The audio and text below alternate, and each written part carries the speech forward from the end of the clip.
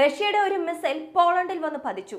അതിനുശേഷം 2 ദിവസമായി NATO versus Russia എന്നതാണ് ഇപ്പോൾ വൈറലായ ടോപ്പിക്. അതിന്റെ പ്രധാന കാരണം തന്നെ പോളണ്ട് എന്നത് ഒരു നാറ്റോ രാജ്യമാണ്. യൂറോപ്പ് യൂണിയൻ രാജ്യങ്ങളിൽ തന്നെ അമേരിക്കയുടെ നിരവധി മിലിറ്ററി ബേസസും അതുപോലെ തന്നെ അമേരിക്കയുടെ നിരവധി മിലിറ്ററി പ്രസൻസും അധികമായിട്ടുള്ളത് പോളണ്ടിലാണ്. നമ്മൾ തന്നെ നമ്മുടെ അപ്ഡേറ്റിൽ കണ്ടിട്ടുണ്ട് നിരവധി നാറ്റോ സോൾജിയേഴ്സിനെയും അതുപോലെ തന്നെ അമേരിക്കൻ സോൾജിയേഴ്സിനെയും പോളണ്ടിന്റെ അതിർത്തിയിൽ കൊണ്ടുവന്ന് നിർത്തിയിട്ടുണ്ട് എന്ന്. ഓൾറെഡി പോളണ്ടിൽ പാട്രിയോട്ട് എയർ ഡിഫൻസ് സിസ്റ്റവും ഉണ്ട്. അതുപോലെ തന്നെ അവരുടെ രാജ്യത്ത് തന്നെ നിർമ്മിച്ച എയർ ഡിഫൻസ് സിസ്റ്റവും ഉണ്ട്. എന്നിട്ടും റഷ്യയുടെ ഈ മിസൈലിനെ ഒന്നും ചെയ്യാൻ പറ്റിയില്ല. ഇത് മാത്രമല്ല, ഇതിനുമപ്പുറം $8 ബില്യൺ അളവിലുള്ള ഒരു പ്രോജക്ട് പോളണ്ടിൽ മുഴുവനായും 100 ലോഞ്ചേഴ്സ് കൂടാതെ 100 എയർ ഡിഫൻസ് സിസ്റ്റം വെച്ച് ഒരു ഷീൽഡ് ക്രിയേറ്റ് ചെയ്യണമെന്നും പറഞ്ഞ് ബ്രിട്ടനും പോളണ്ടും കൂടി ചേർന്ന് ഒരു പ്രോജക്റ്റിൽ ഏർപ്പെട്ടിരുന്നു. ആ പ്രോജക്റ്റിലെ മിസൈലിന് പോലും റഷ്യയുടെ ഈ മിസൈലിനെ ഇന്റർസെപ്റ്റ് ചെയ്യാൻ പറ്റിയിട്ടില്ല. ഇതിന്റെ മുഴുവൻ വിവരങ്ങളാണ് ഈ ഒരു വീഡിയോയിലൂടെ നമ്മൾ അറിയാൻ പോകുന്നത്. വീഡിയോയിലേക്ക് പോകുന്നതിന് മുമ്പ് ഇതുവരെ ചാനൽ സബ്സ്ക്രൈബ് ചെയ്തില്ല എന്നുണ്ടെങ്കിൽ ചാനൽ ഒന്ന് സബ്സ്ക്രൈബ് ചെയ്യുക. കൂടാതെ വാട്സ്ആപ്പ് ചാനലിന്റെ ലിങ്ക് ഡിസ്ക്രിപ്ഷൻ ബോക്സിൽ കൊടുത്തിട്ടുണ്ട്, മറക്കാതെ ജോയിൻ ചെയ്യുക. വോയിസ് ഓഫ് വിക്കിയിലേക്ക് എല്ലാവർക്കും സ്വാഗതം.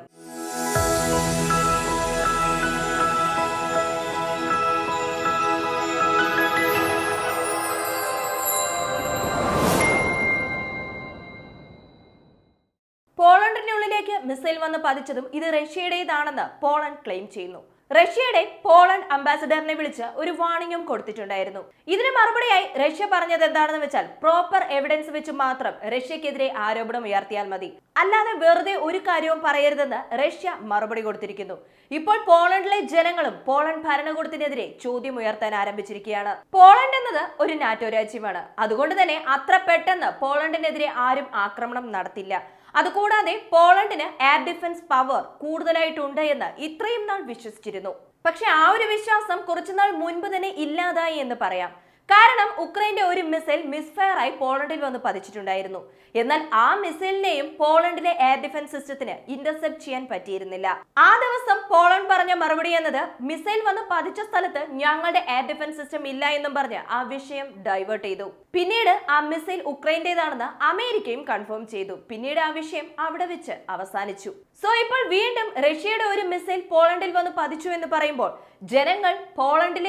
പോളണ്ടിലെ ഭരണകൂടത്തിനെതിരെ ചോദ്യം ഉയർത്തുന്നത് തെറ്റാണെന്ന് പറയാൻ പറ്റില്ലല്ലോ. യൂറോപ്പ് യൂണിയനിൽ തന്നെ റഷ്യക്ക് ഏറ്റവും അടുത്തുള്ള ഒരു പ്രധാനപ്പെട്ട നാറ്റോ രാജ്യമാണ് പോളണ്ട്.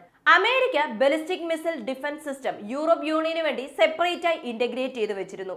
ആ ഒരു ഡിഫൻസ് യൂണിറ്റ് എങ്ങനെയാണ് പ്രവർത്തിക്കുന്നത് എന്ന് ചോദിച്ചാൽ മുഴുവനായും 6 സ്ഥലങ്ങളിൽ റഡാർ സ്ഥാപിച്ചിട്ടുണ്ടാകും. ബ്രിട്ടൻ, തുർക്കി, പോളണ്ട് ഈ 3 രാജ്യങ്ങളിലും എക്സ് ബാൻഡ് റഡാർ എന്നത് റഷ്യയിൽ നിന്നും ഏതൊരു മിസൈൽ വന്നാലും അത് ലോഞ്ച് മുതൽ ട്രാക്ക് ചെയ്യുന്നതിനായി ഈ റഡാറുകളെല്ലാം അധിക റേഞ്ചോടെ ഈ 3 സ്ഥലങ്ങളിലും നിർത്തിയിട്ടിട്ടുണ്ടാകും. അടുത്ത ഘട്ടത്തിൽ ഈ മിസൈൽ ട്രാക്ക് ചെയ്യാനായി യൂറോപ്പ് യൂണിയൻ അതുപോലെ റഷ്യയോട് ചേർന്ന് അമേരിക്കയുടെ ഒരു നിരീക്ഷണ സാറ്റലൈറ്റും അതുപോലെ മിലിറ്ററി സാറ്റലൈറ്റും ഉണ്ടാകും. അതും കഴിഞ്ഞാൽ, അതായത് റഡാർസ് മുഖേനയും അതുപോലെ സാറ്റലൈറ്റ് മുഖേനയും ഒരു മിസൈൽ ലോഞ്ച് ആയി എന്ന് മനസ്സിലാക്കി കഴിഞ്ഞാൽ അത് എൻഗേജ് ചെയ്യണമല്ലോ. അതിനുവേണ്ടി 2 യൂണിറ്റ്, ഒന്ന് ജർമ്മനിയിലും ഒന്ന് പോളണ്ടിലും വെച്ചിട്ടുണ്ടാകും. ഓൾറെഡി ലഭിച്ച ഇൻപുട്സ് വെച്ച് ഇവിടെ നിന്നും ജർമ്മനിയിൽ നിന്നും പോളണ്ടിൽ നിന്നും ഒരു മിസൈൽ അയച്ച് വന്നുകൊണ്ടിരിക്കുന്ന മിസൈലിനെ ഇന്റർസെപ്റ്റ് ചെയ്യുക എന്നതാണ് ഈ 2 രാജ്യങ്ങളുടെ പ്രധാന ജോലി. ഇത് മാത്രമല്ല, സെപ്പറേറ്റ് ആയി ഒരു എയർ ഡിഫൻസ് സിസ്റ്റം യൂണിറ്റ് തന്നെ ചെക്ക് റിപ്പബ്ലിക്കിൽ പോളണ്ട് വെച്ചിട്ടുണ്ട്. ഇത് എന്തിനാണെന്ന് ചോദിച്ചാൽ, ഇനി അഥവാ റഷ്യയുടെ പക്കൽ നിന്നും എന്തെങ്കിലും മിസൈൽ വരികയാണെന്നുണ്ടെങ്കിൽ അത് ട്രാക്ക് ചെയ്യാൻ വേണ്ടിയാണ്. പക്ഷെ ഇപ്പോൾ നടന്ന ഈ ഒരു സംഭവത്തിൽ ഈ മുഴുവൻ നെറ്റ്വർക്കും പരാജയപ്പെട്ടിരിക്കുകയാണ്. കാരണം ആ മിസൈൽ പോളണ്ടിലേക്ക് എൻറ്റർ ആകുമ്പോൾ തന്നെ ഒന്നുകിൽ പോളണ്ട് ഇന്റർസെപ്റ്റ് ചെയ്തിട്ടുണ്ടാകണം, അതും അല്ലെങ്കിൽ എയർ ഡിഫൻസ് സിസ്റ്റത്തിൽ നിന്നും ഒരു മിസൈൽ അയച്ചിട്ടുണ്ടാകണം. ഇത് രണ്ടുമില്ല. ആദ്യം പോളണ്ട് അറിയിച്ചത് ഒരു അൺനോൺ മിസൈൽ വന്നു എന്നതാണ്. അതിനുശേഷം കുറച്ചു സമയം കഴിഞ്ഞിട്ട് റഷ്യയുടെ ഒരു മിസൈൽ ഞങ്ങളുടെ ടെറിട്ടറിക്കുള്ളിൽ 45 കിലോമീറ്റർ ഉള്ളിലേക്ക് വന്നിട്ടുണ്ട്, അത് ഞങ്ങൾക്ക് ഇന്റർസെപ്റ്റ് ചെയ്യാൻ പറ്റിയില്ല, അതിന്റെ ഡെബ്രിസ് ഞങ്ങൾ അന്വേഷിച്ചുകൊണ്ടിരിക്കുകയാണ് എന്നൊരു അറിയിപ്പ് പോളണ്ടിന്റെ ഭാഗത്തു നിന്നും പുറത്തു വന്നു. സോ പോളണ്ട് റഡാറിന് ജസ്റ്റ് അത് ട്രാക്ക് ചെയ്യാനേ പറ്റുകയുള്ളൂ, അത് ഇന്റർസെപ്റ്റ് ചെയ്യാൻ ഒരു മിസൈൽ അയക്കാൻ പറ്റില്ല. അത്രയ്ക്കും വീക്കായ എയർ ഡിഫൻസ് സിസ്റ്റം ആണോ പോളണ്ടിലുള്ളത് എന്ന ചോദ്യം ഉയരും. ഈ ചോദ്യം എന്തുകൊണ്ട് ഉയരുമെന്ന് ചോദിച്ചാൽ, ഓൾറെഡി നാറ്റോയുടെ European ballistic missile shield failure ആയി. ഇപ്പോൾ മിസൈൽ വന്നല്ലോ. ഉക്രൈന്റെ അതിർത്തിയോട് ചേർന്ന് പോളണ്ടിന്റെ 4 ഫോർവേഡ് ബേസസ് ഉണ്ട്. ഇത് നാറ്റോയുടേതല്ല, പോളണ്ട് ഭരണകൂടത്തിന്റെ സെപ്പറേറ്റ് ഫോർവേഡ് ബേസസ് ആണ്. ഈ ഫോർവേഡ് ബേസിസിലുള്ള റഷ്യയുടെ ആന്റി മിസൈൽ സിസ്റ്റത്തിന് റഷ്യയുടെ മിസൈലിനെ ഇന്റർസെപ്റ്റ് ചെയ്യാൻ പറ്റിയില്ല. അതും പോട്ടെ, അമേരിക്കയുടെ വളരെ പ്രധാനപ്പെട്ട air defence system patriot air defence system ഇത് പോളണ്ടിലുമുണ്ട്. ഏകദേശം 8 സ്ഥലങ്ങളിൽ റഷ്യ ഉക്രൈൻ ബോർഡറോട് ചേർന്ന് 8 സ്ഥലങ്ങളിൽ ഈ patriot air defence system Poland സ്ഥാപിച്ചിട്ടുണ്ട്. ഈ പാട്രിയോട്ട് എയർ ഡിഫൻസ് സിസ്റ്റത്തിനും റഷ്യയുടെ മിസൈൽ ഇന്റർസെപ്റ്റ് ചെയ്യാൻ പറ്റിയില്ല. ഇതിന് കാരണമായി അവർ പറയുന്നത് എന്താണെന്ന് വെച്ചാൽ, മിസൈൽ വരുന്ന ആ ഒരു സമയത്ത് ഞങ്ങളുടെ എയർ ഡിഫൻസ് സിസ്റ്റം എല്ലാം അത്രയ്ക്കും എൻഗേജ്ഡ് അല്ലായിരുന്നു എന്നാണ്. അതുകൊണ്ട് തന്നെ അതിൽ നിന്നും ഇന്റർസെപ്റ്റർ അയച്ച് റഷ്യയുടെ മിസൈലിനെ ഇന്റർസെപ്റ്റ് ചെയ്യാൻ പറ്റിയില്ല എന്നും കുറച്ചുപേർ പറയുന്നുണ്ട്. മറ്റു ചിലർ കുറച്ച് ചോദ്യങ്ങൾ ഉയർത്തുന്നുണ്ട്. മറ്റൊന്നുമല്ല, പോളണ്ടിനും റഷ്യയ്ക്കും എപ്പോൾ വേണമെങ്കിലും ഒരു യുദ്ധ സാഹചര്യം വരാം. അങ്ങനെയുള്ള സമയത്ത് ഇങ്ങനെയാണോ വാർ റെഡിനെസ് ഇല്ലാതിരിക്കുന്നത് എന്ന് ചോദിക്കുന്നു. കുറച്ചുപേർ പറയുന്നുണ്ട്, ഉക്രൈന്റെ ബോർഡറിൽ നിന്നും 3 മിനിറ്റ് പാസ്സായി മിസൈൽ വന്നിട്ടുണ്ടായിരുന്നു. ആ 3 മിനിറ്റിൽ എന്തെങ്കിലും ഒരു മിസൈൽ അയച്ച് ഇന്റർസെപ്റ്റ് ചെയ്യാമായിരുന്നില്ലേ എന്ന് ചോദിക്കുമ്പോൾ അവിടെയും ചെറിയ പ്രശ്നമുണ്ട്. വന്ന ആ മിസൈൽ ഹൈപ്പർസോണിക് വേഗതയിൽ പോയതുകൊണ്ട് പാട്രിയോട്ട് എയർ ഡിഫൻസ് സിസ്റ്റത്തിന് അത് ക്യാപ്ചർ ചെയ്യാൻ പറ്റിയിരുന്നില്ല.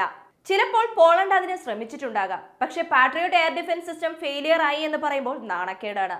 അത് ഓവർകം ചെയ്യാൻ വേണ്ടി വന്ന മിസൈൽ ഞങ്ങൾ കണ്ടില്ല എന്ന് പറയുന്നതായിരിക്കും. ഇതെല്ലാം പോട്ടെ, പോളണ്ടിന്റെ പക്കൽ അവരുടെ രാജ്യത്ത് തന്നെ നിർമ്മിച്ച എയർ ഡിഫൻസ് സിസ്റ്റംസ് ഉണ്ട്. ഇതിനും ഈ വന്ന മിസൈലിനെ ഇന്റർസെപ്റ്റ് ചെയ്യാനോ ക്യാപ്ചർ ചെയ്യാനോ പറ്റിയിട്ടില്ല.